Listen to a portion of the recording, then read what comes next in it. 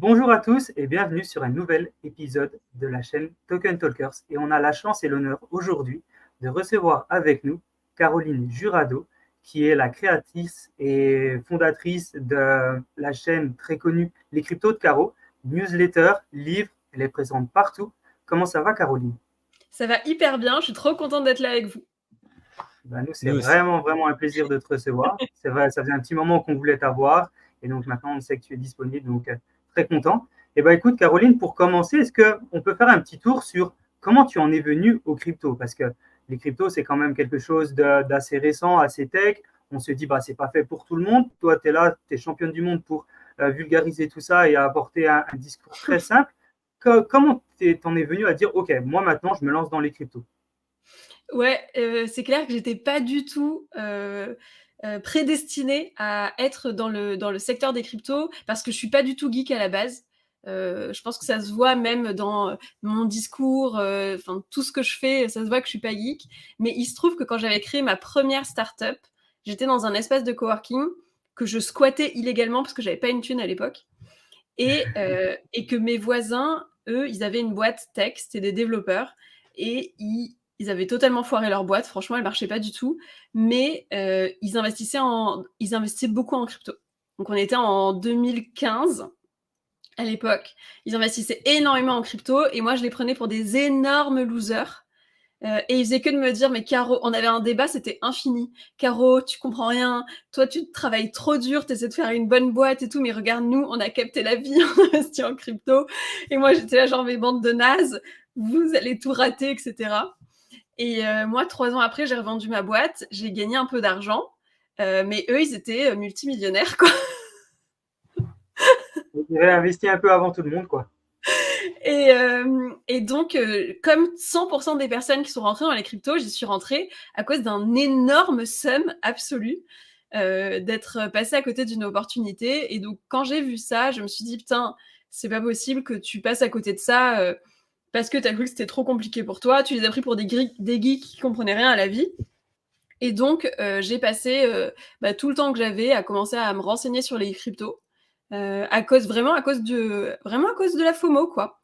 Et comme tout le monde, je pense, j'ai énormément galéré à comprendre ce secteur. Je trouve que tout était très compliqué, les ressources en français étaient pas claires, enfin, rien n'était simple pour moi en tout cas. Et je me suis dit, c'est bizarre que ça soit aussi compliqué. Je suis quand même pas bête. Je devrais comprendre ce truc-là. Et donc, je me suis dit, en fait, c'est juste qu'il n'y a pas de ressources accessibles pour des gens comme moi, enfin, genre des fans de Britney Spears et d'Harry Potter, tu vois, qui sont pas des énormes geeks et qui ont quand même envie de comprendre ce truc-là. Et donc, c'est à partir de là que j'ai commencé à aussi produire du contenu sur le sujet. Donc, tu as commencé par l'éducation, en gros. Tu as commencé à toi apprendre et en même temps dire, OK, moi j'ai compris, maintenant je suis capable d'éduquer. Et c'est comme ça que tu tu t'es lancé. Ouais, je pense que c'est arrivé à peu près 1 an et demi, après avoir, 1 an et demi ou 2 ans après avoir commencé à vraiment, me plonger dans le milieu des cryptos. J'ai commencé à produire du contenu dessus, ouais, mais à la base, c'était rien du tout. Je faisais ça pour m'amuser parce que la boîte que je dirigeais à ce moment-là, c'était une boîte qui m'amusait pas tellement. Je me disais: «Bon, OK, c'est mon boulot, mais c'est pas si marrant que ça, ce que je fais», et donc je cherchais un truc pour m'amuser par ailleurs et c'était ça. OK. Et c'était quoi cette première boîte du coup que tu as lancée, que tu as eu la chance de revendre? Oui, C'était rien à voir avec les cryptos, alors j'imagine. rien à voir, c'était un logiciel RH. Waouh, Euh, OK.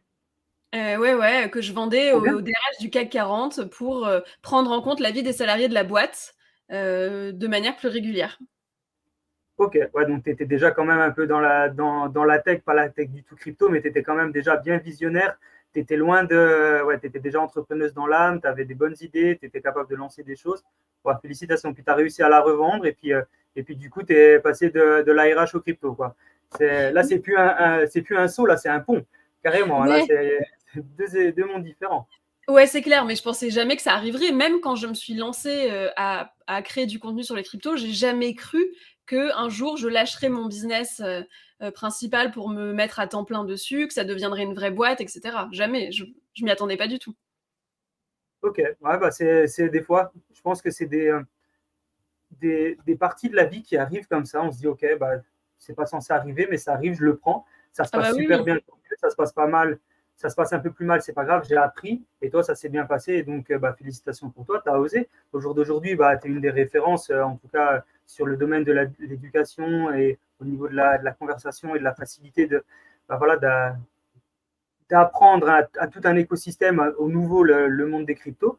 Et on sait que tu touches aussi beaucoup de femmes, et félicitations à toi, parce que c'est un domaine qui est récent, et malheureusement, il y a beaucoup d'hommes, et c'est pas forcément facile. Et toi, tu es là, tu dois te battre au milieu de cet univers, et aller toucher des femmes, et félicitations à toi. Je pense que ça doit pas être facile tous les jours d'être dans cet écosystème où on essaye d'être un petit peu différent parmi tant d'autres, et toi, tu arrives, et qu'est-ce qui est pour toi important de mettre en avant pour montrer ta différence, et de dire, OK, parce qu'au jour d'aujourd'hui, tu as là une des plus grosses newsletters francophones, peut-être même la plus grosse newsletter francophone. Elle a quoi, 2 ans, 3 ans, si je ne dis pas de bêtises, 2 ans? Ouais, ça fait 2 ans et demi. En 2 ans et demi, alors qu'il y en a qui sont dans les cryptos depuis 7 ans. Comment tu as fait? Comment tu as fait pour que ça aille aussi vite?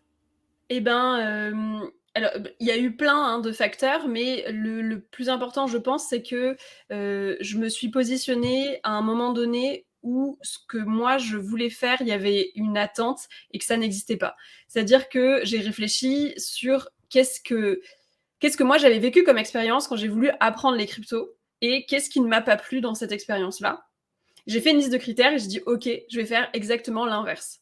Et donc, ce qui existait beaucoup, c'était de l'anonymat. On s'exprime beaucoup de façon anonyme et moi, ça me faisait me sentir en insécurité.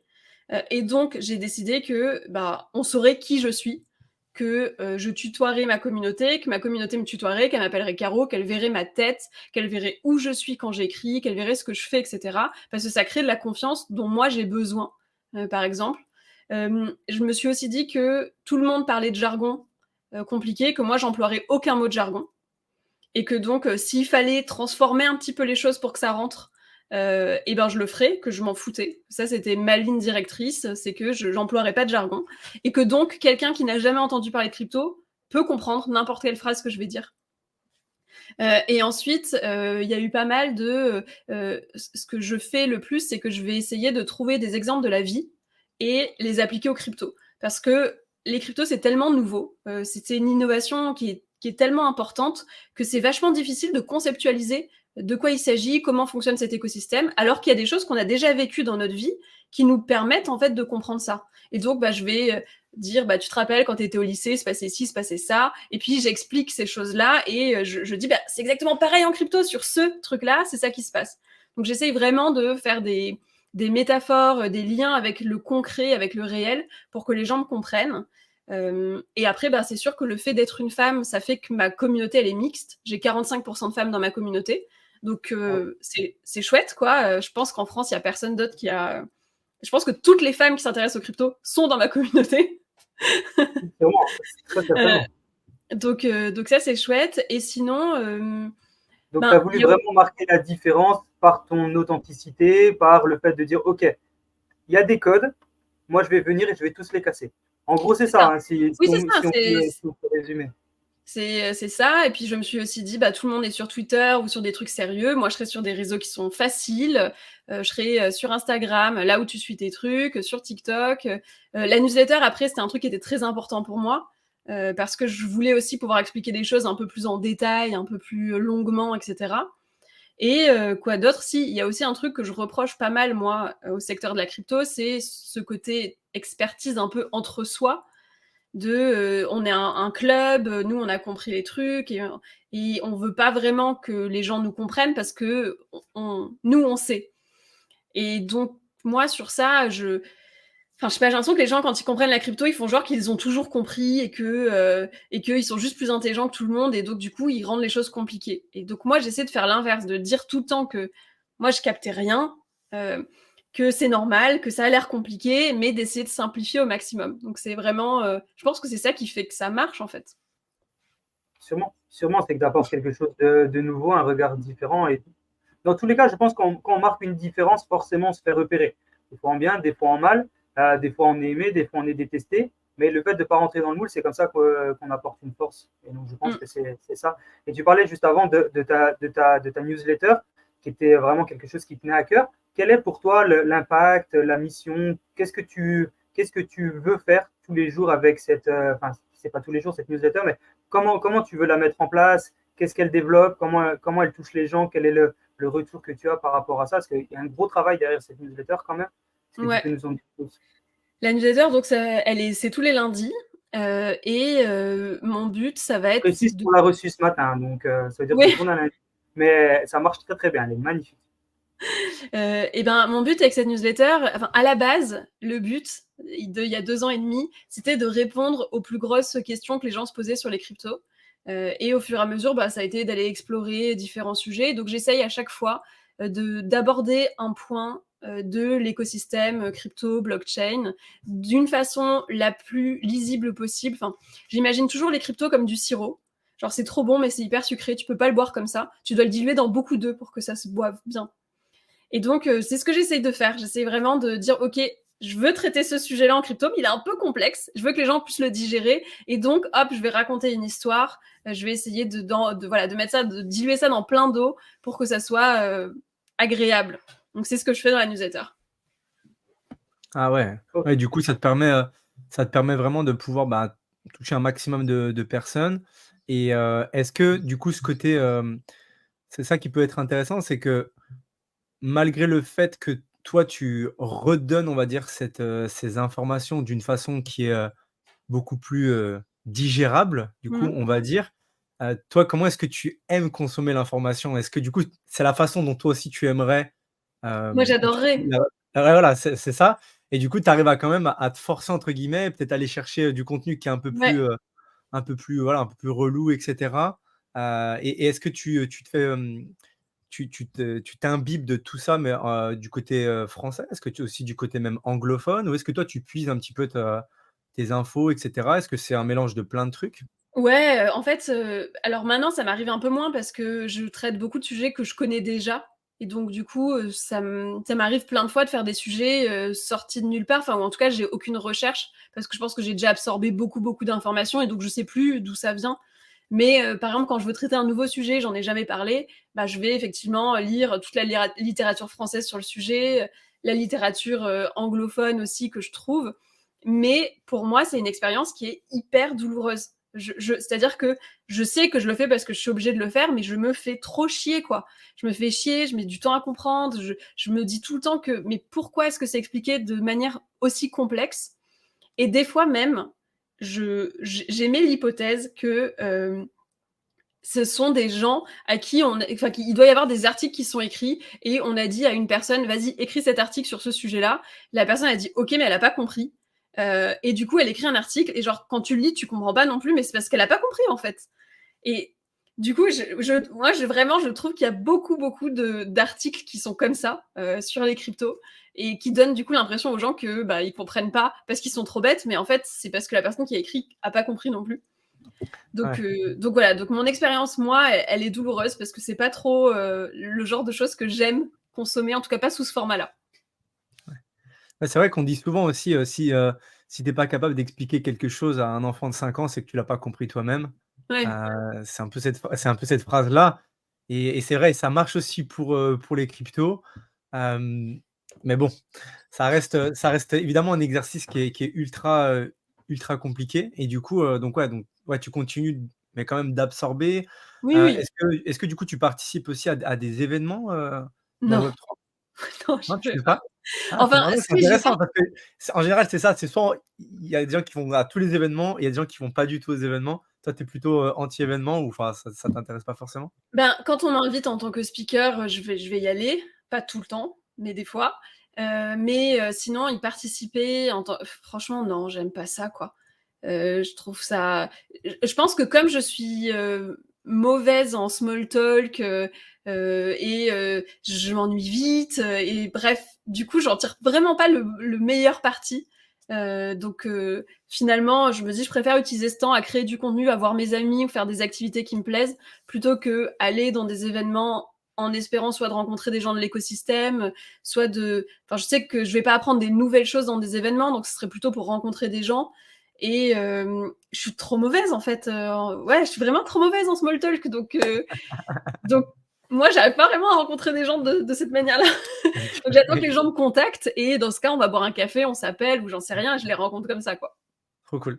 Ouais, mais enfin, au final, tu es 100 toi-même et c'est ce qui t'a réussi jusqu'à présent donc voilà, pourquoi pas, enfin, rester dans ta ligne et peut-être que ça peut être aussi, justement, alors peut-être à l'avenir, l'avenir nous le dira, mais l'occasion pour toi de créer, des événements qui sont, encore plus à ton image et qui sont loin de ce qu'on connaît aujourd'hui, qui aujourd'hui, bah, c'est des événements comme tu dis, voilà, il y a les speakers, il y a le côté networking et cetera et peut-être qu'en fait, bah, le jour où tu fais un event, c'est, je sais pas, dans un parc, buffet canadien, musique et puis voilà. Enfin, je veux dire un truc, complètement, heu, plutôt informel, plutôt très nature. Je sais pas, tu vois? C'est, OK, à voir, intéressant en tout cas. Donc pas du tout d'event, mais quand même tu continues en tout cas de te nourrir de ça et je suis curieux de savoir, du coup, parmi tout le web 3, parmi, bah, toute la technologie et cetera, tout ce qu'il y a, quelles sont un petit peu toi, les choses qui t'attirent le plus? Je sais pas, je vois qu'il y a les cryptos, il y a Metaverse, il y a la tokenisation qui est en train d'arriver, il y a vraiment c'est énorme. Toi, quels sont un peu les thèmes que tu aimes aborder ou même qui te plaisent et qui te fascinent le plus dans cet écosystème? C'est très, très dur de répondre à ça parce que ce que j'adore dans les cryptos, c'est que c'est un sujet qui est très profond et que tu as plein de choses à l'explorer. Moi, je me passionne pour, bah, découvrir des trucs sur les métaverses. J'adore, ben, ma grande, genre, mon grand intérêt du moment, c'est vraiment, bah, tous ces trucs-là de tokenisation, de ces projets qui viennent transformer des choses du quotidien en apportant la technologie blockchain et ben, pour l'instant, on se rend pas encore compte, à quel point, en fait, j'ai trop hâte qu'on en soit au moment où on va utiliser la blockchain, on saura même pas. Ouais, ça sera totalement transparent pour nous, mais ça va être juste tellement plus facile dans notre vie. Et donc, ça, c'est des trucs qui m'intéressent pas mal. Mais je suis quelqu'un de très curieux, donc tous les sujets m'intéressent. Et ce qui m'intéresse le plus, ça va être de me dire comment est-ce que je peux en faire une histoire qui est intéressante pour les autres. Donc, Pas facile, c'est ça. ça, moi, qui me plaît. Hmm. C'est vraiment pas facile, ça, de trouver toujours une histoire comme ça. Storyteller un truc aussi compliqué, comme le disait Lupo juste avant. Enfin, il faut savoir l'expliquer à quelqu'un comme s'il avait 5 ans. Et souvent, les gens, justement, ils l'expliquent très mal parce qu'ils ne l'ont pas compris. Et de toujours essayer de trouver une façon, un angle, une approche d'expliquer quelque chose comme ça, bah, franchement, ça ne doit pas être facile tous les jours. Tu dois un petit peu t'arracher les cheveux, en me dire, oh là là, mais c'est quoi cette nouveauté? Comment je vais pouvoir l'expliquer? C'est quelque chose sur lequel tu travailles ou c'est un peu plus inné? Toi, c'est facile d'expliquer ce genre de choses. Il y en a qui sont assez, peut-être, enfin, voilà, ils prennent une info, ils sont capables. Je sais que Lupo, il est comme ça. Il prend une information en 2 secondes, il est capable de te l'expliquer très facilement. Et moi, j'ai besoin de beaucoup plus travailler avant de pouvoir expliquer quelque chose. Est-ce que toi, tu es plutôt du mode, je la reçois et je la sors comme ça, ou tu travailles un peu plus pour vraiment trouver le bon angle pour ta Non, communication? j'ai un gros travail enfin, tous les jours, enfin, je commence chacune de mes journées de travail par écrire pendant 1 heure et demie à propos des cryptos. Et où en fait, bah, je parle d'un sujet, j'essaie de le rendre plus simple, j'essaie de trouver une histoire donc je repasse dessus tous les jours. Après, quand je me sens bien, bah, je passe sur un autre truc. Donc c'est quand même un truc que je fais, enfin que je travaille, que je viens nourrir tous les jours. Ok. Donc c'est un entraînement, on va dire. Ouais. C'est un entraînement au quotidien. Et pareil, comment arrives à aborder ta communauté? Tu as une grosse présence sur les réseaux sociaux, tu as vraiment un grand rôle sur la compréhension des cryptos. Est-ce qu'on peut parler un petit peu de ton approche et de ton concept de base? Comment tu veux faciliter les gens? Est-ce que toi, ton objectif, c'est vraiment de toucher tous les publics? Est-ce que c'est de toucher aussi les gens qui sont vraiment experts ou c'est vraiment plutôt Mm. les débutants? Parle-nous un petit peu de ton approche et de ta vision par rapport à ton contenu sur les réseaux. En fait, c'est facile. Moi, je veux toucher la Caro d'il y a 5 ans ou 6 ans. Grosso C'est ton modo, avatar. voilà, je veux toucher des gens qui sont des hommes et des femmes qui vont être des personnes plutôt lambda, qui ont une curiosité, mais qui comprennent pas bien comment fonctionne cet écosystème. En fait, je suis la première marche. Tu connais rien aux crypto, tu passes par moi, tu comprends assez pour pouvoir t'installer dans le pays. Et après, bah, tu vas aller consommer du contenu d'experts parce que tu le comprendras, parce que du coup, bah, ça sera moins compliqué, etc. Donc, moi, j'ai vraiment vocation à faire la première marche. Je m'intéresse pas du tout aux gens qui comprennent bien les cryptos parce que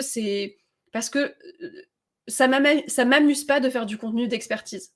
Je trouve ça beaucoup moins marrant et il y a des gens qui le font beaucoup, beaucoup mieux que moi. Donc, moi, j'ai pas envie d'aller sur ça. Je préfère. Et d'ailleurs, je me dis que du coup, ma place dans les cryptos, elle est importante parce que il y a beaucoup, beaucoup, beaucoup d'experts qui ont du mal à parler avec les gens qui connaissent pas. Forcément, ils sont trop experts, ils ont trop leur jargon, etc.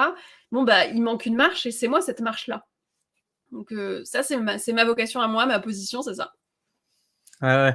Oui, je suis assez d'accord, sur le fait de dire, il y a des gens qui expliquent très, très bien les choses, mais sans s'en rendre compte. C'est vrai pour plein de secteurs, le domaine médical, mécanique et cetera. Mais c'est vrai que dans le web 3, on a tendance et même nous, sans le faire exprès, on a tendance à parler avec du jargon et cetera, à mettre, 3 mots anglais dans une phrase de 10 mots et cetera, mettre des layers par-ci, des trucs par-là. Alors que alors que oui, comme tu dis, le fait de pouvoir arriver et que quand les gens arrivent sur un contenu, que toi tu as produit et qui parle tout simplement, qui me parle vraiment le plus simplement du monde avec des choses avec lesquelles les gens peuvent s'identifier, avec comme tu dis des histoires et comme tu le fais très bien, des comparaisons, des métaphores, bah, en fait les gens vont se dire: «Ah ouais en fait, ben, c'est hyper simple» et ça va donner cet élan à dire: «Bon, on va aller voir un peu après pardon, qu'est-ce qu'il y a?» Et comme tu le dis, bah, après il y a la newsletter, il y a aussi tout le contenu et du coup aujourd'hui, bah, c'est vraiment ce que tu fais, bah, à 100 c'est ton activité Mmh. et comment ça se gère une activité de créatrice de contenu du coup, à 100 quel rythme est-ce que toi tu as? Est-ce que tu arrives à avoir une harmonie? Alors on parle pas forcément d'équilibre, mais quelle harmonie est-ce que tu arrives à avoir? Est-ce que tu arrives je sais pas, couper ta journée en 2, en 3? Est-ce que tu as un planning assez flexible, comment est-ce que tu t'organises pour créer autant de contenu, et de qualité? En fait, j'ai une routine créative, qui est très importante pour moi. Donc, je vous le disais, je commence, toutes mes journées par 1 heure et demie d'écriture sur les cryptos. Après, il va y avoir, 1/2 journée par semaine où je vais écrire des scripts pour des vidéos, où ensuite je vais les tourner, je vais les monter, et puis je vais écrire des billets d'humeur sur X et Y sujet. Grosso modo, moi, j'ai quand même 80 de mon temps qui est dédié à créer du contenu. Donc, et le reste du temps, ça va être un peu de la logistique, de l'admin, et cetera, des podcasts comme avec vous, des trucs comme ça. Mais sinon, mon job, c'est vraiment beaucoup de lire, d'écrire et de tourner des choses. Donc, mon job, c'est un rêve, hein, franchement. Ah, pour beaucoup de gens, c'est vrai que créateur de contenu, c'est un rêve, mais c'est aussi un vrai métier, hein. C'est pas juste Ah se oui, dire, oui. allez, je me lève le matin, je sors 3 photos et c'est fini. Non, on sait que tu fais un énorme travail et comme tu l'as dit, c'est une bonne partie de ta journée. Et, euh, et c'est ce qui fait aussi que bah, c'est un vrai métier que tout le monde ne peut pas le faire. Parce qu'il faut savoir le faire, il faut savoir parler, il faut savoir expliquer les choses. Par rapport à ça, est-ce que ton expérience dans la vente du B2B, notamment quand tu closais ta startup pour Mmh. des boîtes RH, est-ce que tu penses que cette expérience t'a accompagné dans la façon d'approcher des choses parfois compliquées, techniques, et en choses simples? Est-ce que ce genre d'expérience t'a facilité après aussi à expliquer et en créant du contenu? Je sais pas. En fait, dans mon premier job, avant de me lancer ma startup, je bossais dans une boîte RH et à l'époque, j'avais créé un blog anonyme, parce que j'avais pas le droit de le faire dans mon boulot, sur les RH. Et donc du coup, j'utilisais tous les trucs que j'apprenais, dans ma boîte. Je trouvais qu'ils étaient hyper snobs, ils parlaient des RH de manière super compliquée et j'avais créé un blog pour les jeunes RH et du coup, j'écrivais ces trucs-là et ma boîte à l'époque, tous les ans, elle récompensait, un site RH, de l'année quoi. Elle faisait un truc, je sais plus comment on appelle ça, un trophée quoi. Et moi, il y a une année où je l'ai gagné ce trophée-là sans que personne sache que c'était moi parce qu'en fait, c'était anonyme parce que moi, j'avais pas le droit de le faire. Incroyable, Et donc, en fait, ce incroyable. truc-là de vulgariser des sujets que j'estime être traités d'une mauvaise manière, c'est un truc que j'ai toujours eu, que j'ai toujours fait. Ouais, Mmh, c'est ton ADN. ouais, oui, oui, ça, c'est un truc qui est assez facile, enfin que j'aime faire en tout cas. Maintenant, je pense que d'avoir monté des boîtes avant d'être devenue créatrice de contenu, ça m'a permis d'avoir un angle très entrepreneurial. C'est-à-dire que là, je dis que mon job, c'est un rêve parce qu'en fait, j'ai mis en place un business qui fonctionne tellement bien que j'ai pu déléguer les trucs que j'avais pas envie de faire, j'ai pu organiser les choses pour que tout tourne, pour que moi, je puisse me concentrer à 80% sur faire des trucs créatifs que j'estime être de meilleure qualité, la meilleure qualité que je puisse faire pour la proposer à ma communauté. Et ça, pour moi, c'est une vision très entrepreneuriale parce que j'ai fait en sorte tout de suite d'être rentable, j'ai jamais eu besoin de lever des fonds, j'ai une façon de travailler qui va être très entrepreneuriale, quoi. Ok, ok. Donc, ouais, très méthodique et je comprends. Et quand tu parles d'entrepreneuriat, il y a une startup que tu as lancée, enfin une activité que tu as lancée il n'y a pas longtemps, c'est Closing Baby, qui est Oui, liée c'était ouais. à accompagner les startups dedans. Tu peux nous en dire plus aussi? Parce que ça fait Oui, partie du métier. en fait, quand j'ai vendu ma première boîte, j'ai été salariée de mon acquéreur pendant 2 ans. Ça, c'était dans le contrat de vente, hein, et quand je les ai quittés, je savais pas quoi faire. J'avais un peu d'argent, mais je savais pas quoi lancer quoi comme business. Je savais juste que j'avais envie de repartir dans l'entrepreneuriat, mais pas de la même manière que ce que j'avais fait jusque-là, parce que lever des fonds, diriger une équipe de 10 personnes, c'est beaucoup de... C'était une façon de travailler qui me rendait pas si heureuse que ça finalement, même si ça apportait quand même beaucoup de valorisation. Et donc je me suis dit, en attendant de savoir quoi faire, tu vas utiliser ce que tu as comme compétence. Et il se trouve que j'étais une très bonne commerciale en B2B, parce que c'est ce qui avait permis à ma première boîte d'être rentable. Quand j'ai été rachetée par cette autre boîte, je suis devenue directrice commerciale de cette boîte, donc c'est un truc que j'avais beaucoup fait. Et donc j'ai lancé cette activité-là, histoire de occuper mon temps, gagner de l'argent en attendant de trouver une activité qui me plairait. Et c'est à côté de ça que j'ai lancé les cryptos de carreau, juste comme ça pour m'amuser en me disant comme ça je mets des petites billes, je teste des trucs et on verra ce qui se passe. Et c'est vrai que en janvier, pas ce janvier-là, mais janvier d'avant, c'est là que j'ai tout arrêté. Je suis passée à temps plein sur les cryptos de carreau, ouais. Donc il y a 2 ans. Ok. Enfin, Entre-temps, tu as fait d'autres. Un an? 1 an et 2 ans. Non, 2 ans. 2 ans. Ouais. Ah, ça passe vite, hein. Ça passe Oui, vite. c'est clair. Et entre-temps, tu as aussi sorti 2 livres. Ouais. Tu t'arrêtes jamais? Tu as le temps un petit peu de dormir quand même? Ou ça se passe comment? En fait, tu sais, quand tu passes tes journées à écrire, finalement, écrire un livre ou 2, Ouais, presque facile. c'est pas que c'est facile, parce que franchement, écrire un livre, c'est pas comme écrire une newsletter, hein. Ça se fait dans la douleur quand même. Mais je sais pas, non, les choses se font, quoi. Ouais, c'est naturel, facile. Ouais. Pas facile, mais naturel pour toi.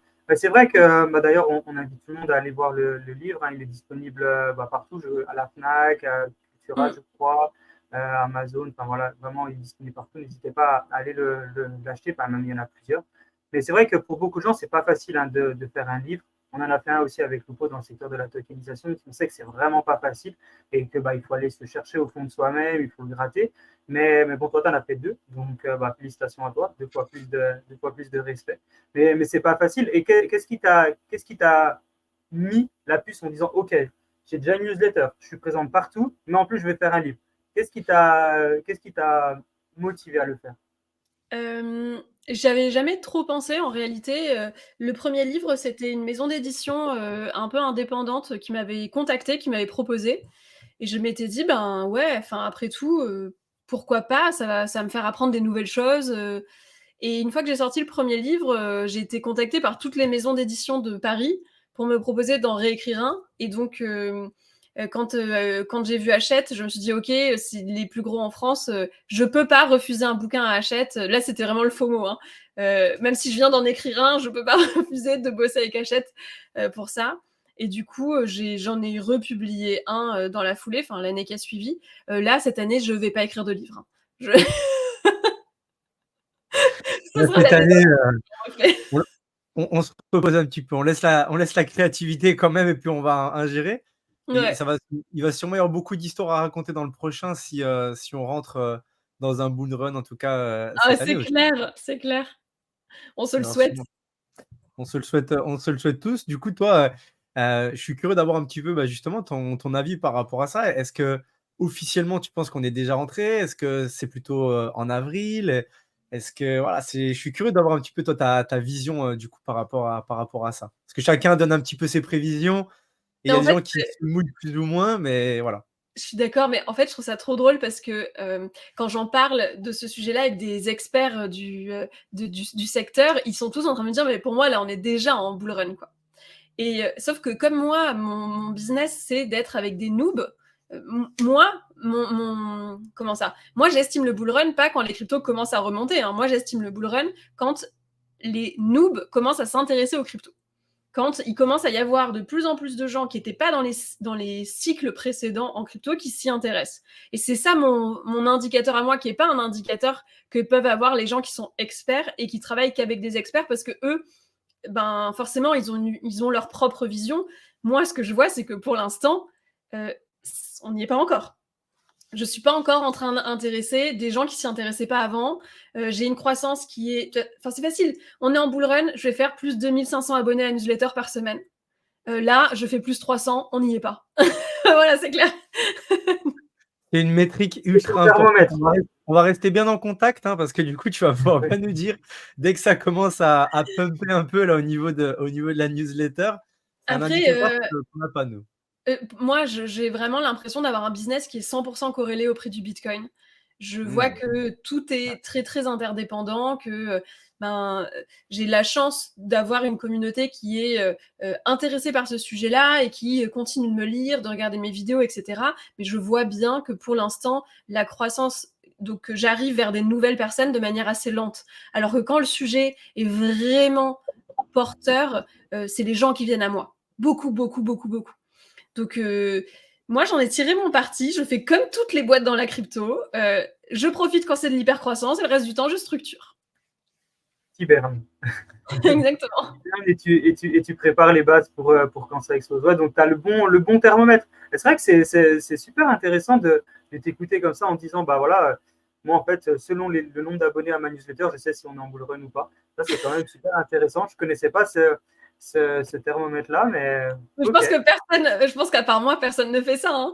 Mais c'est Bah vrai non, que mais j'ai vraiment un doigt dans le monde autre que la crypto. Donc, je vois bien, en fait, je vois bien quand ça commence à intéresser ou pas les gens.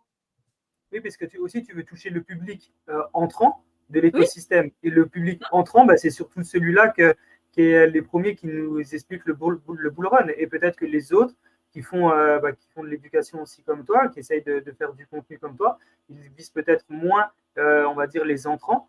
Et donc, du coup, bah, forcément, ils n'ont peut-être pas ce même KPI. Ils le voient peut-être sur leur chaîne YouTube, sur autre chose. Ils voient qu'il y a un peu plus d'abonnés, un peu plus de vues que d'habitude, sans forcément savoir si c'est des curieux. Donc, oui, oui, oui. Je pense que moi, particulièrement, c'est mon positionnement qui me fait avoir cet angle-là. Et peut-être que je me trompe, mais bon, on sait quand même qu'à chaque nouveau cycle, il y a plus de nouveaux entrants que d'anciens présents. Et donc, c'est forcément une métrique à prendre en compte, quoi. c'est important. Et l'éducation dans le secteur des crypto-monnaies, tu en penses quoi? Est-ce que dans le secteur francophone, il est bien fait? Est-ce qu'il pourrait être mieux fait? Pour les personnes qui sont nouveaux, est-ce qu'effectivement, c'est important de se former par exemple avec toi ou avec d'autres? Mmh. Qu'est-ce que tu en penses? Bon, moi personnellement, je sais qu'il faut se former, mais qu'est-ce que tu en penses? Est-ce que vraiment l'éducation dans ce secteur, c'est quand même une des clés? Alors oui, je trouve que l'éducation, évidemment, c'est un point qui est clé dans l'écosystème des cryptos parce qu'il y a un moment donné, si on veut que ça se développe, il faut l'expliquer aux gens.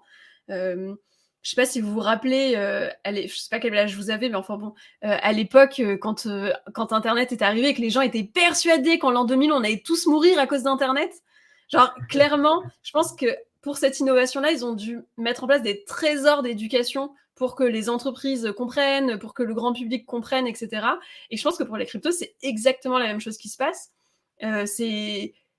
Tout est tellement différent, il y a tellement de jargon spécifique, le marché fonctionne d'une manière tellement particulière que tu es obligé à un moment donné, et puis c'est risqué, c'est quand même un marché sur lequel les gens investissent, et où en plus un marché sur lequel les gens qui comprennent 2 mots ont l'impression qu'ils comprennent ce qui se passe et qui du coup peuvent faire des erreurs qui sont super importantes, quoi. Et bref, donc je pense que l'éducation est primordiale sur ce sujet-là, sur ce secteur, et je pense qu'il y a d'ailleurs la place pour beaucoup de vulgarisateurs sur le sujet encore, hein, franchement. Ouais, on est persuadé, ça on en est persuadé, mais ça serait bien qu'on ait plus de femmes aussi dans l'écosystème, parce que ça soit comme cliente, comme investisseur, mais comme Ouais. entrepreneur. Et pour toi, qui est une entrepreneur au féminin dans ce domaine crypto, quel est le plus gros défi, les plus grosses opportunités de cette sphère crypto ou blockchain? C'est quoi pour toi peut-être les plus grosses difficultés ou les plus gros défis à l'heure actuelle pour le fait qu'il n'y ait pas plus de femmes dans l'écosystème? Ben, ce qui fait qu'il n'y ait pas beaucoup de femmes dans l'écosystème, pour moi, c'est qu'il n'y a pas beaucoup de femmes visibles qui permettent de s'affiler. Enfin, tu vois, typiquement, en France, il y a des études qui sont faites tous les ans sur les investisseurs crypto. Et ces études, elles sont faites en partenariat avec des sites comme Cryptost et compagnie, et qui donc disent qu'il va y avoir 4% de femmes qui investissent en crypto. Si ne serait-ce qu'on prenait en compte ma newsletter à moi, ma communauté, c'est pas les mêmes chiffres qu'on aurait. Tu vois, donc il y a aussi des... Alors, on a des biais liés au fait que, ben, ok, c'est un secteur où il y a particulièrement des hommes, et donc du coup, il y a qui sont visibles, et donc ça attire des hommes, et alors que quand t'es une femme, bah forcément t'attires plus de mixité. Il y a ce sujet-là, et puis il y a aussi le sujet de, voilà, ben, selon où on va chercher nos chiffres, on trouve ce qu'on trouve, quoi. Et toi, dans tes chiffres, toi, c'est presque moitié des femmes, 45%, tu disais avant. Ouais, C'est énorme, 45%. hein? Ouais.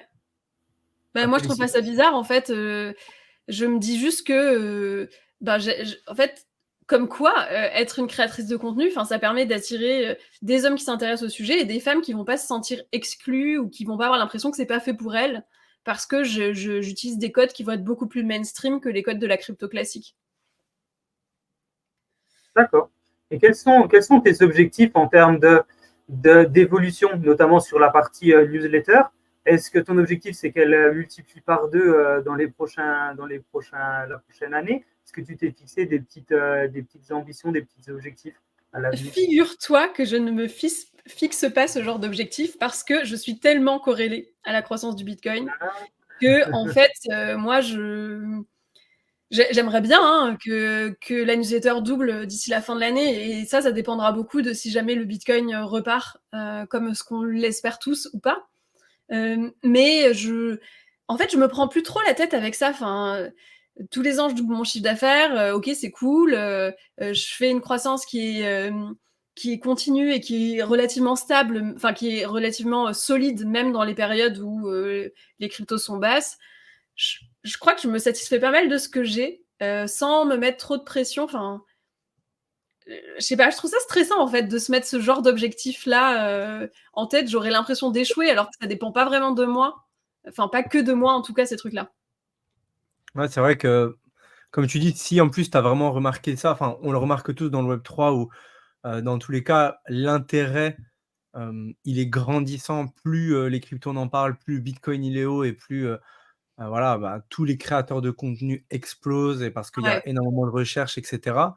Donc au final, c'est peut-être garder les pieds sur terre et se dire: «Bon, moi je donne le max, day by day, je fais ce que j'ai à faire, je délivre mon contenu, Mmh. j'apporte un maximum de valeur», et au final, ben, ça, parce que ça, je le contrôle, et le prix du bitcoin, bah, malheureusement, on ne le contrôle pas encore, malheureusement ou heureusement, et du coup, ça viendra, et du coup, ça te permet aussi ouais, de garder plus ouais, garder plus les pieds sur terre, garder plus de contrôle sur ce que tu fais, et de moins être dans le rush, et OK, et du coup, en termes de contenu, tu as moi c'est une métrique sur laquelle, je suis curieux. Est-ce que par contre, en termes de justement ce que toi tu peux produire, est-ce que tu as genre hebdo, tu dois sortir, tant de contenu, tant de contenu, tant de contenu, tant de vidéos, une newsletter, et Mmh. cetera?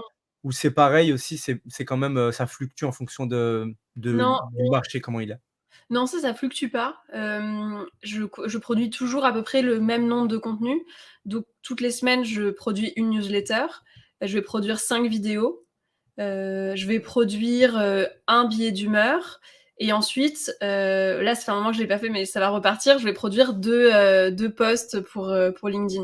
Donc grosso modo, ça, Ça, c'est ma production de base. Et après, souvent, il va y avoir des podcasts, soit pour moi, soit pour les autres, en plus, des vidéos sur YouTube, donc des vidéos plus longues. Quand il y a un livre, il y a un livre. Enfin, bref, il y a il y a des contenus qui vont être à des moments donnés, mais dans la semaine, dans tous les cas, le minimum du minimum, c'est qu'il y aura toujours une newsletter et 5 vidéos. OK. Ça, c'est, ton rythme de croisière qui te permet, d'optimiser ta croissance, de toujours quand même avoir donné, de la valeur à ta communauté pour, aussi garder les gens dans cette communauté et pour que les gens voient que ça bouge. Parce que des fois, on peut Ouais. dire, les gens peuvent se dire: «OK, je viens, mais OK, s'il se passe pas grand chose, OK, je vais aller voir, ailleurs». Donc de garder aussi, les gens en haleine et c'est un vrai truc et cet esprit justement de créativité. Tu l'alimentes Est-ce que tu l'alimentes d'une certaine façon? Est-ce que alors on a vu un petit peu le côté éveil, mais le côté artistique, on va dire, Mmh. au sens pur, hem, tu regardes est-ce que je sais pas, peut-être tu t'inspires même de d'autres types de formats, d'autres créateurs qui sont même pas du tout dans le web 3. Comment est-ce que tu l'alimentes, tout ça? Alors déjà, tous les jours, avant mon heure et demie d'écriture sur la crypto, je fais une demi-heure d'écriture intuitive.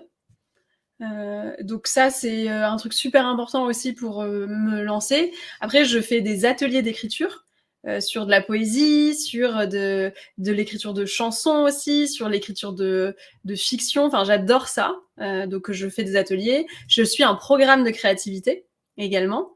Donc, avec à peu près, ça fait quoi? C'est 1 heure de cours par semaine, plus 1 heure d'exercice par jour de créativité. Donc c'est vrai que sur les sujets créativité, pour le coup, je vais beaucoup voir du côté plus artistique. Je fais aussi de la peinture, de la danse, du chant. Donc j'explore un petit peu tous ces trucs-là et ça me nourrit beaucoup pour mon travail en fait.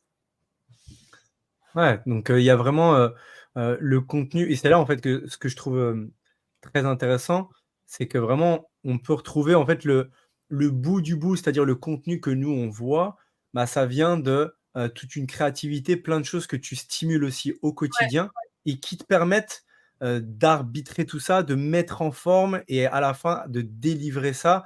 Il y a j'imagine évidemment, beaucoup de choses qui t'ont inné et que tu as une sensibilité par rapport à ça, mais derrière tu continues de le stimuler et c'est intéressant parce qu'il y a des gens qui vont te dire: «Ah oui, mais ouais, bon, toi tu as de la créativité, c'est facile pour toi» et cetera. Alors que ça reste quand même, Ouais. derrière un travail. Ça reste quand même quelque chose que tu vas stimuler encore plus comme un sportif qui peut-être va avoir Oui, qui s'entraîne, des apnées, voilà, mais OK, peut-être que tu as des aptitudes, mais quand même, si tu vas pas courir tous les jours, tu vas pas être oui. «meilleur» entre guillemets, quoi. Mais c'est exactement ça, parce que d'ailleurs, le contenu que vous voyez, c'est peut-être même pas 50% de tout le contenu que moi je crée. Et il y a aussi un truc qui est hyper juste, c'est que, en fait, je suis obligée de faire tous ces trucs pour réussir à produire du contenu, parce que il y a que dans un contexte vraiment de sécurité où je me sens bien, où je me sens reposée, où je suis pas stressée. Enfin, par exemple, dès que j'ai des vagues de haine, je suis plus capable de créer du contenu, moi, parce que ça m'impacte trop et j'ai besoin d'être dans un certain contexte pour réussir à faire ce que je fais. Donc, ça demande quand même à mettre en place pas mal de choses pour être dans les bonnes conditions pour réussir à faire ça, quoi.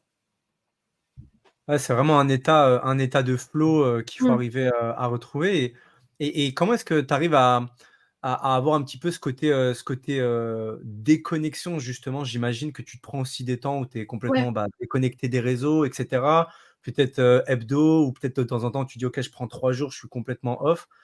C'est pas évident. Je sais qu'en tout cas pour les créateurs de contenu, on peut vite passer du côté, OK, métriques, les likes, les tout ça et cetera. Je regarde qu'est-ce qui se passe. Comment est-ce que tu arrives à justement à bien déconnecter pour être bien avec toi-même et et te sentir bien? Alors c'est une super bonne question. J'ai une méthode pour ça, parce que je pense que je suis passée par toutes les erreurs sur le sujet.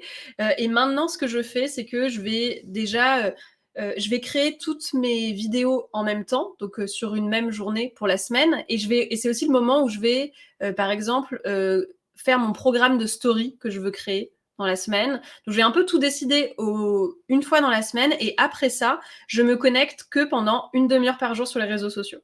C'est-à-dire le moment où je poste, je vais poster les vidéos sur tous les réseaux, les stories, je réponds aux DM à ce moment-là, et au bout d'une demi-heure, maximum 45 minutes, je déconnecte et je passe sur mon compte perso, Où là, si je me connecte, par exemple, sur Instagram, c'est pour scroller des vidéos de chatons, clairement. Et j'ai pas ce truc-là d'aller voir les likes, si ça marche ou pas. Et il y a qu'une seule fois dans la semaine où au moment où je vais tourner toutes les vidéos, avant de le faire, je vais regarder toutes les vidéos de la fois d'avant et je me dis, ok, qu'est-ce qui a marché, qu'est-ce qui a pas marché. Et sinon, à part ça, je n'y vais pas. J'ai supprimé évidemment, alors ça fait un bail, mais toutes les notifications. Je peux pas savoir si mes vidéos, elles ont marché ou pas. J'ai pas de... Enfin, vraiment, j'ai aucune notification. Je vois pas les DM, je vois pas les trucs. Il faut que j'aille cliquer dans les boîtes pour voir les choses. Et ça m'a trop aidé à repartir dans un cercle un peu de sécurité et de pas avoir l'impression d'être toujours envahi de la vie des gens, soit tu réussis, mais du coup, ça explose dans tous les sens et tu as des tonnes d'avis de tout le monde, soit tu réussis pas et du coup, tu as l'impression que tu es un raté parce que ce que tu as fait, les gens, ils aiment pas. Donc, prendre de la distance par rapport à ça m'a fait trop de bien. Ah, super intéressant parce que, c'est vrai que beaucoup de créateurs de contenu, qui ont du succès comme toi, ont même des équipes, je sais pas si toi c'est le cas, mais ont même des équipes qui publient tout parce qu'eux, ils veulent même pas avoir les applications sur leur téléphone tellement que justement, bah, voilà, ça pop-up de tous les côtés ou enfin ça les perturbe. Toi, tu arrives à quand même garder cette gestion du coup de tes réseaux sociaux, c'est quand même toi qui le fais? Ou est-ce qu'il y a des gens qui t'aident par rapport à ça? Non, non, c'est moi qui le fais. Par contre, j'ai mon assistante qui vient passer un coup sur les DM auxquels j'ai pas répondu dans la journée. Voilà, elle vient quand même toujours apporter une réponse sur des trucs. Ou alors, si jamais je suis des fois, hein, par exemple, je suis pas bien pendant 2 jours, je lui dis, écoute, là, je vais pas aller sur les réseaux pendant 2 jours. Est-ce que tu peux publier des vidéos pour moi? Enfin, elle est capable de prendre le relais. Si jamais moi j'ai besoin de prendre de la distance. Mais je suis très vigilante à ça parce que ça m'est quand même arrivé quelquefois de me prendre des grosses shitstorms et de pas pouvoir bosser pendant des semaines. Donc maintenant, je sais qu'il faut que je fasse attention à ça.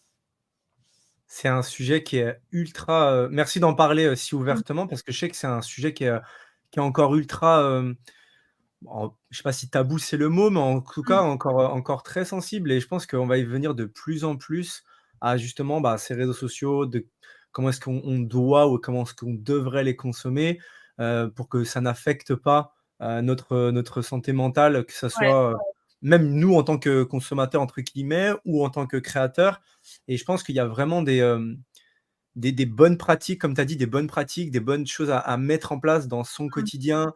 Et ils ont fait de plus en plus, là, je vois des applications qui bloquent aussi Ouais. complètement les applications, et cetera. Je pense qu'on y vient de plus en plus. Mais super intéressant en tout cas. Oui, on doit, c'est à nous en tout cas de trouver pour nous-mêmes avec des choses qui font qu'on se sent bien, et après de le divulguer. Toi, ton rapport avec les réseaux, il est quand même assez sain du coup, maintenant, mais ouais, tu dis que tu as eu, ouais, 2 Ah oui, trois oui. normes ou quoi, ou qui ont pas été, cool, quoi. Oui, Ouais. et puis il y a eu ça, et puis il y a aussi, enfin franchement, la première année, je pense, j'ai fait toutes les erreurs. Je regardais tous les jours combien il y avait d'abonnés à la newsletter, je recevais des notifications dès qu'il y avait de nouveaux abonnés, je recevais des notifications sur chacune de mes vidéos, j'allais voir tous les jours les commentaires, les machins. Enfin, en fait, je me prenais une dose d'informations par jour sur moi, sur la vie des gens, sur moi tout le temps, qui était indécente. Et je pense que tant que t'es pas passé par là, tu peux pas te rendre compte à quel point c'est important vraiment d'être super rigide, enfin en tout cas d'avoir un protocole, disons, qui te permette de rester en sécurité. Moi, il y a eu un moment, c'était soit j'arrêtais, je changeais de métier, soit je trouvais une solution pour pas être impactée par les réseaux sociaux, et bah j'ai trouvé une solution, donc tant mieux, quoi. Heureusement pour toute la communauté en tout cas, je pense qu'ils sont, ouais, ils sont contents. C'était peut-être aussi un peu le «prix à payer» entre guillemets pour aussi voir toutes les choses qu'il y avait à faire, être, «OK, ça marche, ça marche pas, OK, je vois ça» et être entre guillemets à 200 heu, connecté à ta communauté, à ton contenu, qui fait que derrière tu dis: «OK les gars, moi je sais, j'ai mon 20-80 entre guillemets qui me permet d'avoir du bon contenu, je sais de quoi je veux parler, je sais de quoi je veux pas parler» et cetera et cetera. Mais, OK, super, Après, je sais oui, pas, j'ai l'impression que ce que j'ai vécu, c'est ce qu'ont vécu tous les gens qui ont commencé à avoir de la notoriété. Moi, beaucoup, ouais. avant ça, j'avais jamais parlé à plus de 30 personnes en même temps, Ouais. quoi. Donc, enfin, même si j'étais entrepreneur, en fin de compte, ça t'arrive quand même pas si souvent que ça. Enfin, j'étais pas connue, quoi, entre guillemets. Et du coup, ouais, ça te prend en fait quand tu fais de l'hypercroissance et tout d'un coup les gens te reconnaissent dans la rue et tout d'un coup les gens ont envie de te parler tout le temps, etc. Et t'es pas préparé, enfin tu t'attends pas. Ouais. Et puis moi en plus je suis personne, enfin quand je pense aux vraies stars, j'imagine pas à quel point ça doit être délirant cette traversée quoi. Ouais. Alors je sais pas si c'est moi qui applique un filtre, parce que je suis dans le Web3, mais je trouve que dans le Web3 et notamment, tous les, enfin tout ce qui tu touches à l'investissement en tout Mmh. cas, tu es très vite, «Oh là là, mais incroyable Caro, tu nous as parlé de ça, ça a pumpé, on a fait du cash, c'était trop bien» et à l'inverse quand ça dump, «Non mais tu nous as parlé de ça, moi j'ai mis de l'argent» et cetera. Donc il y a aussi ce côté, entre guillemets, «invest», même si, j'imagine que tu fais pas de conseil en investissement proprement dit, et que les gens font leurs recherches et en tout cas, c'est ce qu'ils doivent faire. Mais il y a aussi un petit peu ce côté, comme il y a de l'argent investissement, Et ben où moi les j'ai gens trop de chance, ce truc-là je l'ai pas. ah, Heu, tu l'as pas dit? non. Waouh, OK, super, Non, non, trop bien. ça je l'ai pas, j'ai Ah, vraiment, ouais et je sais parce que j'ai trop de trop bien. de de gens que je connais qui me disent: «Non mais attends, moi dès que les cryptos baissent, je me fais dégommer et moi machin» et comme en fait Ouais, moi je ne parle jamais de je mentionne très rarement des noms de cryptos, ou alors, quand je le fais, ça va être sur des vidéos à la con ou j'en sais rien, mais c'est assez rare en fait que je fasse ça et du coup, j'ai pas ce genre de problème. Moi, j'ai plutôt les problèmes des acteurs concurrents qui ont des médias un peu plus d'expertise, qui vont dire: «Ah cette meuf là, c'est une cagole, c'est une naze, nanana» et qui ouais, vont d'accord. ils vont me troller. Moi, c'est ça que j'ai. Mais j'ai pas du Ah ouais. tout les gens, qui me disent: «Ah tu imagines, tu as parlé de ça et en fait machin». Ça n'existe pas dans mon univers et franchement, je suis trop heureuse parce que je pourrais pas Ouais, supporter, je crois. ouais. Non, ouais, non, mais alors génial, oui, parce que mais en même temps, parce que tu t'es positionné en tant que voilà, je parle d'une technologie, je parle de bienfaits de choses, mais je parle pas de comme tu dis, je suis pas là dans: «OK, donc je pense que, la prédiction, ça va être ça» et cetera. Ça, tu le fais pas du tout dans ton, Non, dans ton bah, je le fais juste sur, le prix du bitcoin. Je dis genre: ah «Bah, voilà. a priori là, il pourrait monter, jusque là, je vois pas que ça monte plus ou quoi». Mais OK, franchement, c'est tellement anecdotique que j'ai pas de non, non. OK. Non, mais c'est très bien. J'imagine que tu vas pas commencer demain du coup, Non, ton surtout ton pas. ton journal, la jura de prédiction donc je vous en parle, Non, non, mais tu fais Oui, très, c'est très là bien où ça. c'est triste.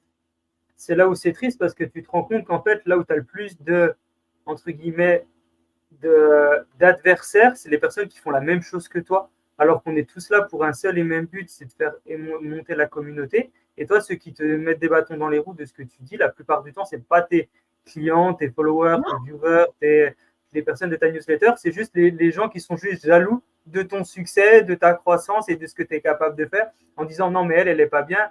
Et peut-être même, ils battent buzz sur toi, comme ça leur fait des vues, ce qui est complètement stupide. mais oui, mais moi, Mais j'en ai vraiment beaucoup où c'est leur ligne édito tous les mois, on va vraiment cracher sur Caro et ça nous fait nos vues du mois. Enfin, ça c'est genre, leur stratégie, mais est-ce que c'est c'est tellement une stupide? stratégie de genre: «Eh, elle m'a volé mon goûter», enfin fais du bon contenu, ça marchera, enfin c'est bon. Tout simplement. Elle m'a volé mon goûter. Ah bah, elle est bonne celle-là. Elle est bonne. Non, mais c'est clair que c'est stupide parce qu'en fait, on a tous le même objectif. Toi, tu fais pas ça pour embêter les autres. Tu fais ça parce qu'il y a il y a un réel besoin et tu réponds à ce besoin-là. Tu fais pas ça pour dire, oh là, il y a des gens qui font pas bien, je vais faire mieux qu'eux. Et c'est Mais non, stupide, en fait, de penser, mais de penser comme ça. surtout que c'est stupide parce que tous les acteurs du marché qui ont été sympas avec moi, bah, en fait, je leur envoie des gens et du coup, enfin c'est moi la ligne d'entrée numéro un. Donc ils sont trop cons, eux, ils sont derrière. Pourquoi se mettre en froid avec moi? Autant se dire: Ouais. «OK, les gens passent par Caro et derrière ils vont chez nous» parce que moi je vais pas faire le contenu d'expertise, je m'en fous, ça m'intéresse même Parce pas. que t'es la première Oui. marche, entre guillemets, d'entrée et c'est ton objectif. Ouais, bah, c'est peut-être qu'ils n'ont pas la vision long terme. Et si on peut parler de vision à long terme, c'est quoi la vision long terme pour toi alors, parlons déjà des cryptos de Caro, c'est quoi? Parce que là, tu as donc livre, newsletter, tu es présente partout. Euh, Est-ce qu'il y a d'autres objectifs long terme pour toi sur cette partie-là? Est-ce que, je ne sais pas, tu vas sortir une émission, quelque chose de différent où je pense que tu es déjà partout? Et après, une deuxième vision, la vision long terme pour toi de l'écosystème. Commençons par l'écosystème crypto. Est-ce que tu peux nous faire les deux visions long terme? Et bien sur l'écosystème, j'ai vraiment bon espoir que là, avec le prochain cycle, on commence à rentrer dans le monde réel, hein, c'est ce qu'on se disait et que du coup, ben, on ait de plus en plus d'entreprises qui soient, qui mettent en place des choses grâce aux cryptos, qu'on ait beaucoup plus de gens B2C qui l'utilisent aussi dans leur quotidien. Donc pour moi, c'est juste que ça va se développer de plus en plus. Je sais pas, j'ai bon espoir que la prochaine fois, tout le monde sache au moins qu'est-ce que c'est que les cryptos, parce que là, on est encore sur un truc où les gens ne savent pas ce que c'est. Donc, étape 1, comprendre qu'est-ce que c'est que les cryptos. Étape 2, commencer à l'utiliser. Étape 3, l'utiliser sans même savoir qu'on l'utilise. Je sais pas, je verrai un peu ça.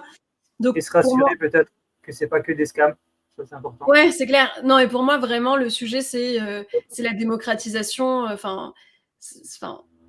Il y a presque, moi, il y a que ça qui m'intéresse, en réalité. Donc, je pense vraiment qu'il y a ça. Et après, sur moi, j'ai pas de plan d'avenir, en fait. Ça me ferait plaisir d'avoir une émission. C'est un truc qui me plairait bien, une émission de vulgarisation. C'est pour ça que j'ai sorti ça, parce que déjà, tu as tout fait, mais j'ai l'impression qu'une émission, je te vois bien, genre animatrice ou un truc comme ça dans l'écosystème. J'ai un peu fait à des moments, mais j'aimerais bien avoir quelque chose d'un peu plus... En fait, ce qui me plairait, moi, ça serait d'avoir une émission de vulgarisation au sein d'un truc très, très grand public. Donc voilà, ça c'est quelque chose qui me plairait, mais bon, à voir. Et sinon, Bon, BFM, des choses comme ça, quand tu dis grand public? Non, BFM, c'est pas assez grand public. Non, BFM, c'est très... J'ai fait quelques fois des trucs sur BFM, mais ça reste très... ça parle qu'à des cadres de boîte, quoi. C'est très, très business. Moi, j'aimerais être sur une émission sur M6, tu vois, limite, ou sur Netflix, d'explication des cryptos, très... c'est pas sorcier, quoi. M6, ils sont quand même assez présents là-dessus. Ils ont lancé l'immobilier, alors qu'à la base, c'était pas un secteur peut-être aussi qui touchait tout le monde. Puis après, ils ont fait aussi les trucs de déco. Ils font plein de choses.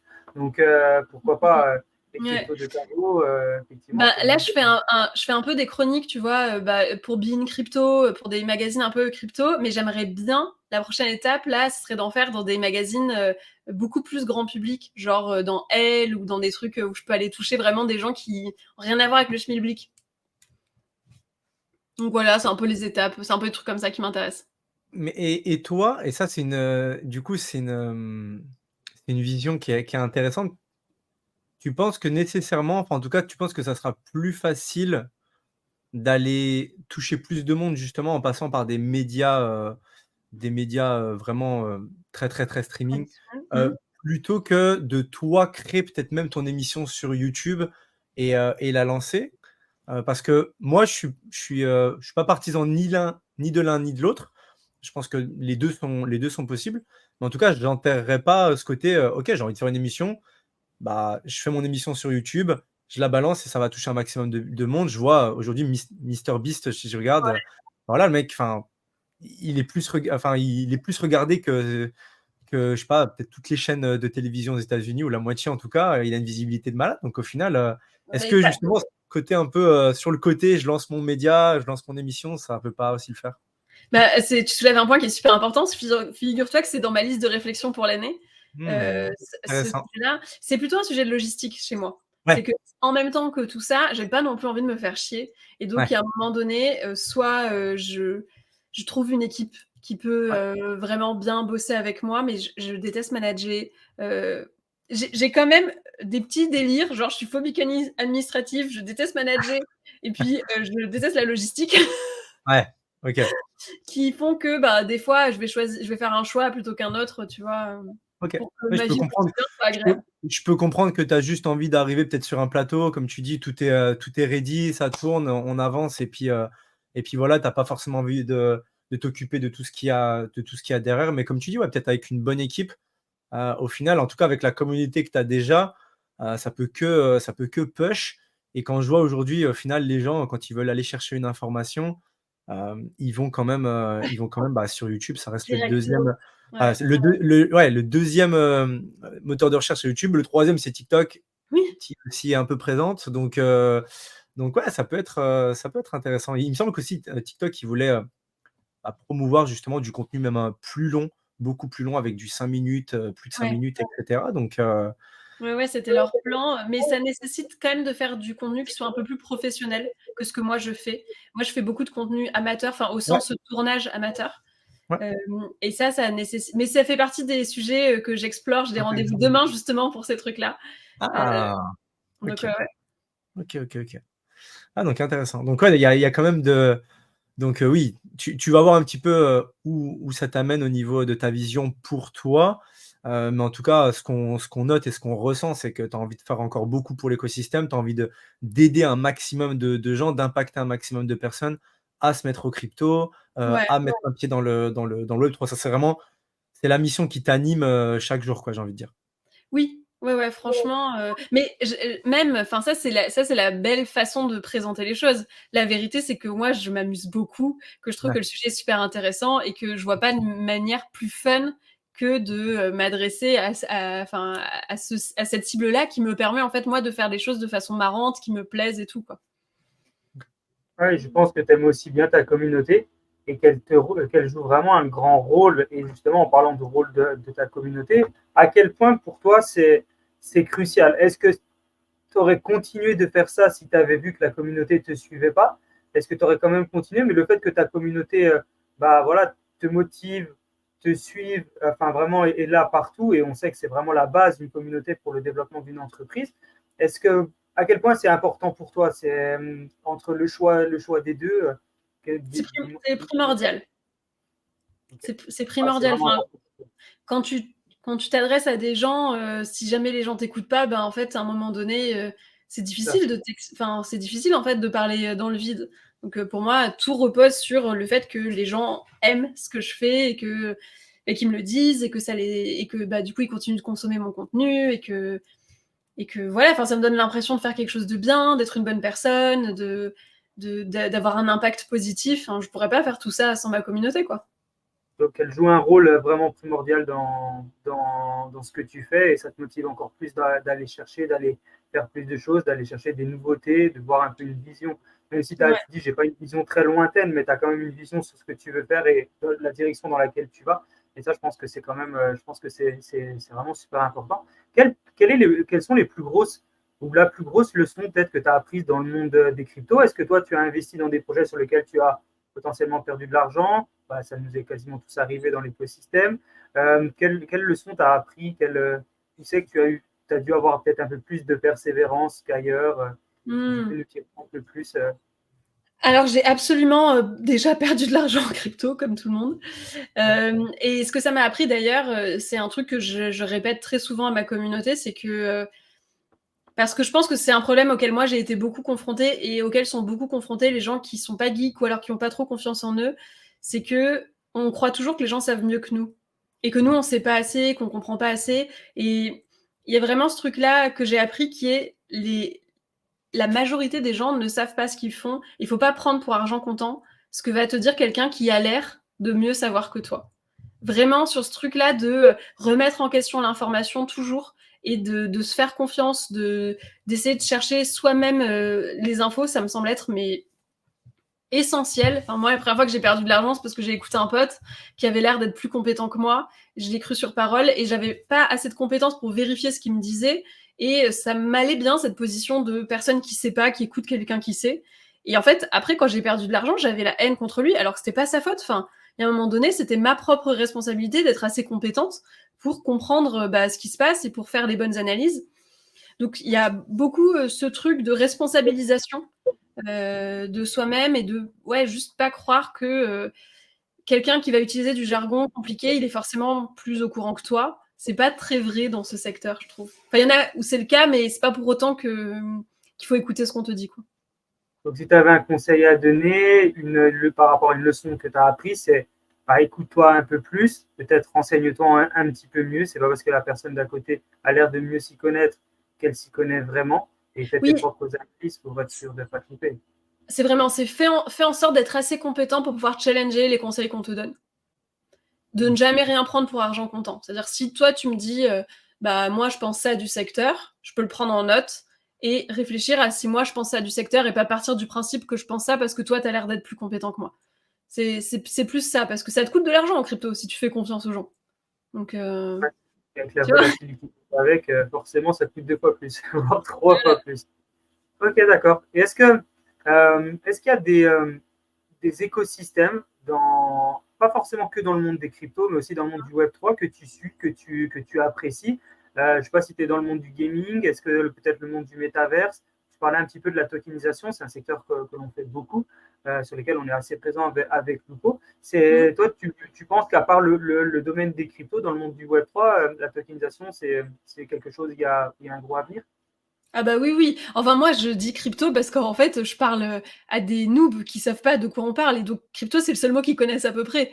Mais on s'entend que c'est juste une appellation marketing pour se faire comprendre du grand public. Et que, en fait, ce qui m'intéresse, c'est tout l'écosystème, tout ce qui a trait à la blockchain de près ou de loin, la tokenisation, le Web3 et compagnie. Hein. C'est vraiment tout l'univers. Et après, est-ce que j'ai un secteur auquel je crois en particulier? Franchement, je sais pas. Franchement, je sais pas. Je trouve que tout est intéressant, tout est nouveau, tout est intéressant. Donc, je me compare. Tu sais, je suis un peu comme un petit être émerveillé face à tout ce qu'il y a, je dirais plutôt. Mais non, autrement, je sais pas te dire. Ouais, et tu veux pas aussi en mettre en avant plus un que les autres, dire bah si je dis lui, il y a mon pote à côté, il va dire ouais mais moi tu m'as pas dit la même fois sur ton podcast. Donc il faut aussi savoir quand on a une grosse communauté comme la tienne que chaque mot compte, chaque information peut être reprise et multipliée par 1000, donc il faut vraiment faire attention. Mais c'est vrai que c'est un très très gros écosystème et il y a tellement plein de choses à voir. Et après, c'est aux gens aussi de se renseigner et tout ça. Et dans le monde de la crypto, donc toi, j'imagine que tu investis et que tu es présente dedans. Et actuellement, tu as une vision long-termiste dans les cryptos, c'est-à-dire que toi, tu mets un petit peu d'argent tous les jours dedans, ou tous les mois, un petit peu comme un DCA, ou tu attends que ça soit le plus bas, ou tu attends que ça soit le plus haut pour ressortir, sans vraiment faire de conseils en investissement, parce que ce n'est pas du tout l'objectif. Comment toi, tu as de la vision dans le monde des cryptos et comment tu gères cette partie-là? Imagine, on découvre qu'en fait, j'investis pas du tout en crypto et que j'y crois pas du tout. Mais si. Je rigole. Alors, ma vision, alors je peux totalement vous la partager. Hein. Donc, moi, alors je crois absolument aux crypto sur le long terme, mais je crois aussi à la puissance d'avoir de la trésorerie. Et donc, moi, je fais des plans d'investissement par cycle. Donc, je fais pas vraiment un DCA parce que comme, franchement, je suis confrontée aux crypto tous les jours. Enfin, moi, clairement, j'ai mis beaucoup plus en janvier quand les cryptos étaient hyper basses que ce que je mets maintenant, parce que moi, je vais définir par cycle quelle est la trésorerie que je veux investir. Et ensuite, je répartis et j'essaye de l'acheter au meilleur prix par rapport aux possibilités de là où j'en suis dans le cycle. Et après, je fais mes hypothèses de revente dans le cadre du cycle.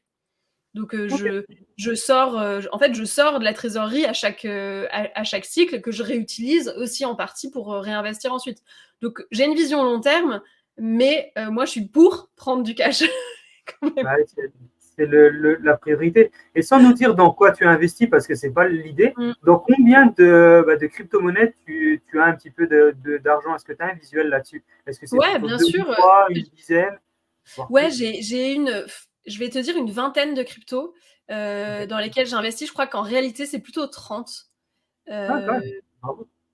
Ben, c'est pas plus intelligent que ça, hein, parce que ça me demande vachement plus de travail pour suivre mon plan d'investissement. D'ailleurs, ceux qui écoutent ça, je vous recommande pas de le faire. Parce que moi, il se trouve que je suis tellement dans le sujet que je vais pouvoir challenger mon plan tout le temps, j'ai plein d'infos tout le temps, etc. Puis des fois, je mets des billes dans des trucs, ou après, j'y repense plus, parce que ça, c'est un truc un peu à part. Enfin, voilà, mais disons que sur mon plan fixe, j'ai, je dirais une vingtaine de cryptos entre lesquels je répartis. Ok, donc ouais, tu es quand même assez diversifié Oui. dans le secteur des cryptos en me disant, bah voilà, j'investis quand même pas, Oui, pas alors, sur une. je suis très diversifiée parce que tu vois, j'ai un plan qui comprend des cryptos sûrs, des cryptos un peu moins stables et puis des cryptos volatiles. Enfin bref, j'ai évidemment une répartition de portefeuille qui est claire. Mais en revanche, 80% de mes investissements en tout sont en crypto. Genre, clairement. Ah, quand même, 80% de ton portefeuille dans la crypto. Global d'investissement et dans les cryptos. Et c'est vraiment pas un truc que je recommande aux autres. Il se trouve que moi, je mets toutes mes billes au même endroit. Genre, j'ai ma boîte dans les cryptos, 80% de mes investissements dans les cryptos. Je dirais pas que c'est très malin de faire ça. Néanmoins, ça me coûte trop, moi. d'aller vers quelque chose qui soit moins rentable que les cryptos.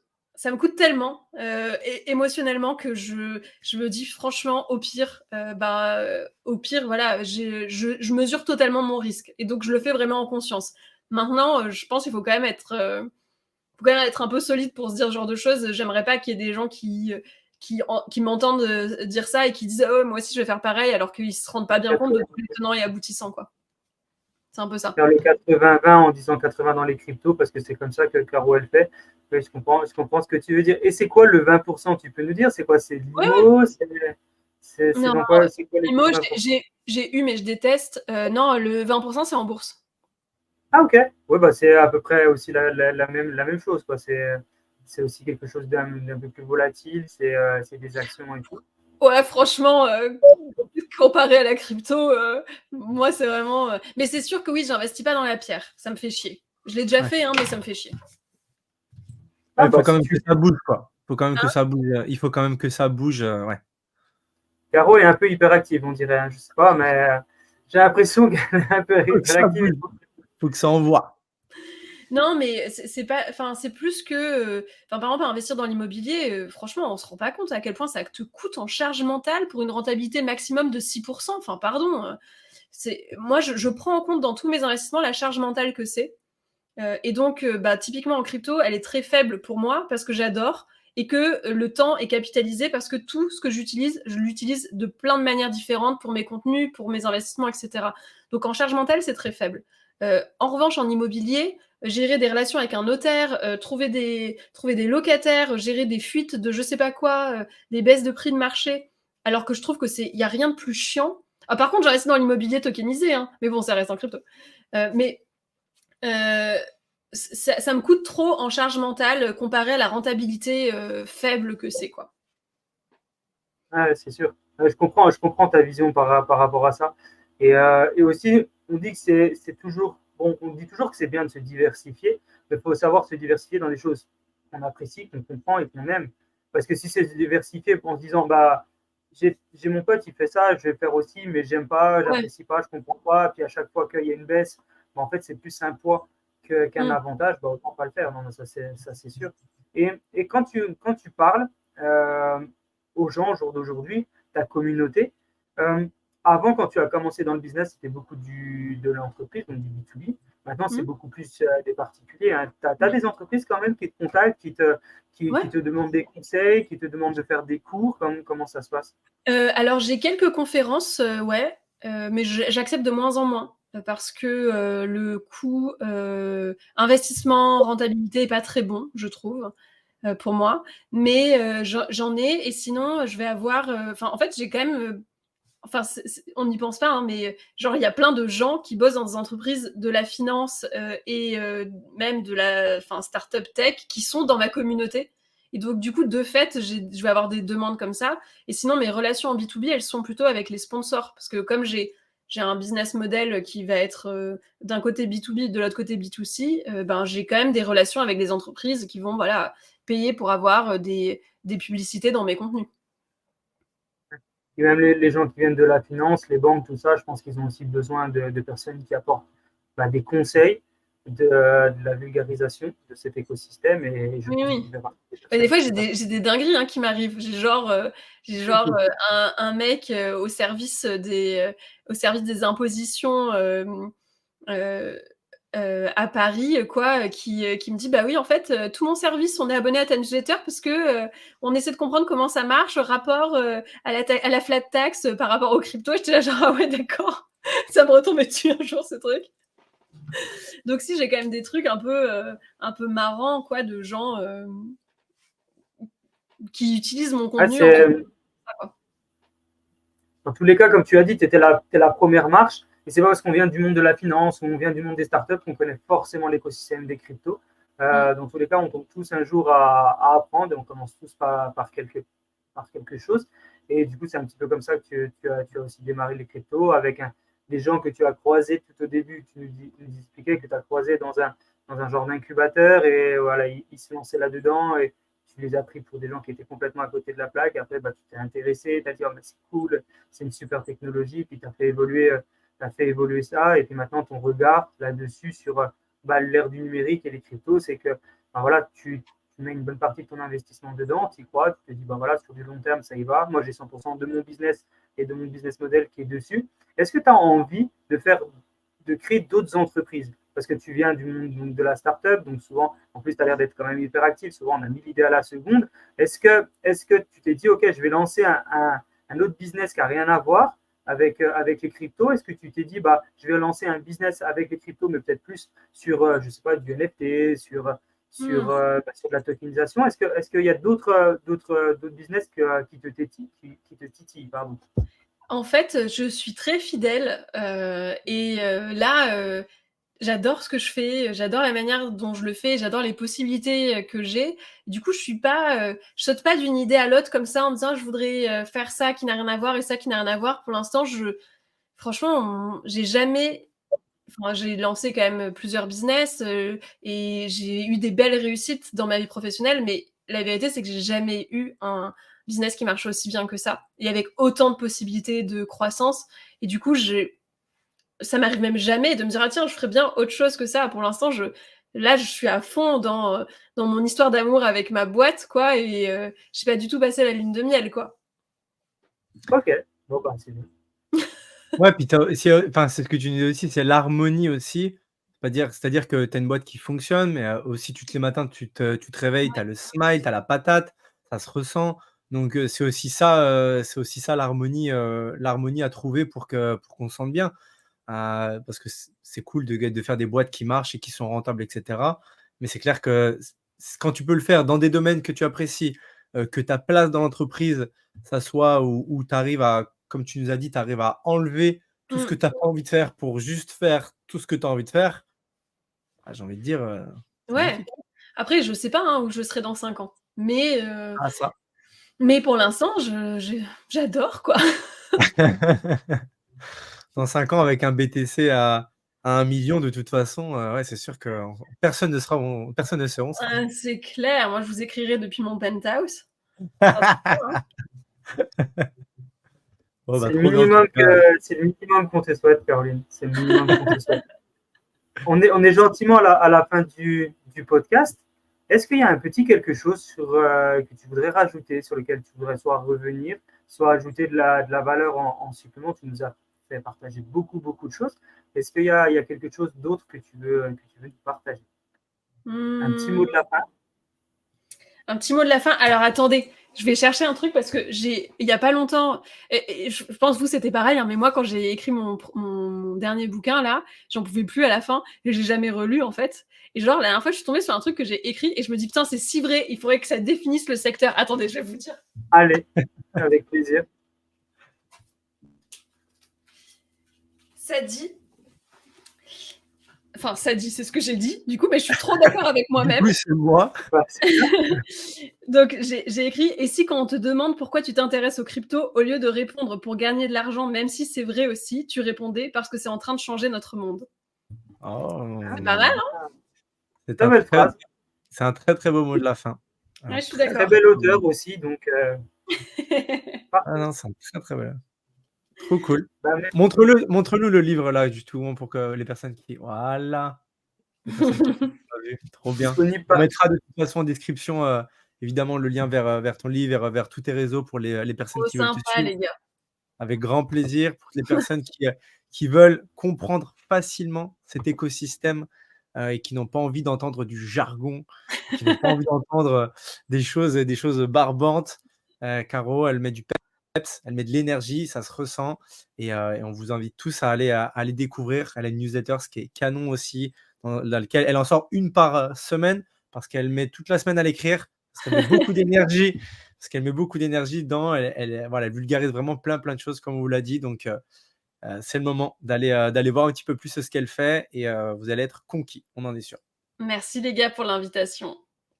Avec grand plaisir. On se dit à très bientôt, en tout cas, pour un épisode de Talk & Talkers.